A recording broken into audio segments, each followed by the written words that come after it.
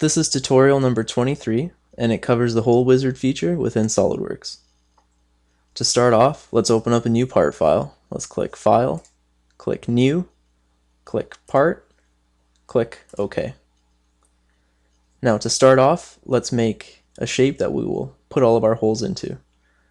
Click Sketch, click Front Plane, click Rectangle, select the origin, and select a point outside of it. With a smart dimensioning tool, let's make this dimension 100, and let's make this dimension 200. Now let's click the feature, extrude base, and let's make it extrude out 20 millimeters. Click OK. Now we have our part that we're going to make all of our holes in. Now let's click the front view and click the front face. Now let's click the hole wizard function, and with the hole wizard we're able to select a counter bore, countersink, a hole, a tap, a pipe tap, and a legacy hole. For now we're going to start off with the counter bore. So let's click this type, and through all the options you're able to select what kind of hole you want to put in, what kind of caps you want it to have. If you want it to have a hex cap, if you want it to have a socket head, it's up to you. And you're able to select the size. For this one, let's select M12, and then the fit. And you can choose close, normal, or loose. For this, let's just click normal. And you're able to select if you want it to go through all or up to a surface. For this, for all the ones that we're going to make, we're just going to select through all. So click through all.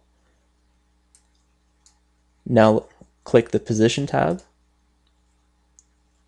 Click smart dimension. And let's click the center of that to the outside. And let's make it 20 millimeters. And from the center to this line, let's make it 20 millimeters. Click OK. Click OK again. And now we've cut our hole through the part. Now let's click hole wizard again. This time let's make a countersink hole. And for this, again, we can select all the different sizes, how we want it to work. Now let's click position. Click a position on the part with the smart dimensioning tool. Let's make this 5 and make this 5. Click OK. Click OK again. And now when we zoom in, we can see our hole. Now click hole wizard again. This time we're just going to make a normal hole. And for the size, let's make it 17. And for the condition, let's make it go through all. Now let's click the position tab and click a position on the part. With the smart dimensioning tool, click the center, click this line, make it 25, click this line and click the center, and we'll make this 25 also. Click OK. Click OK again, and now we've made a hole right through. Now click hole wizard again,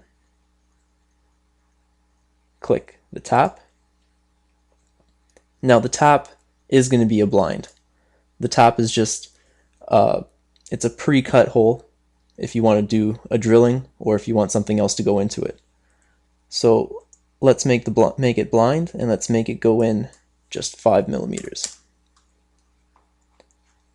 Now let's click the position, click it right there.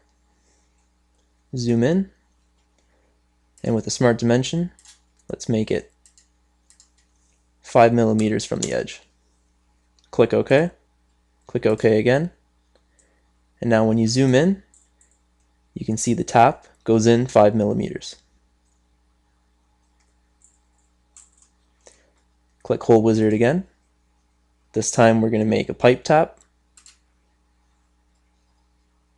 And the blind, we're going to make it 10 millimeters. Click Position. Click a point on the part. Zoom in. With the Smart Dimensioning, let's make it 10 and 10. Click OK. Click OK again. And now we can see that we made a pipe tap. Now click Hole Wizard again. And let's make the legacy hole. Click Position. Click the Smart Dimensioning tool.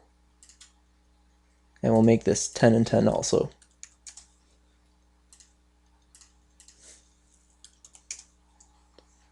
Zoom in, click OK, click OK again, and we made our legacy hole. And this concludes our tutorial with the Hole Wizard function.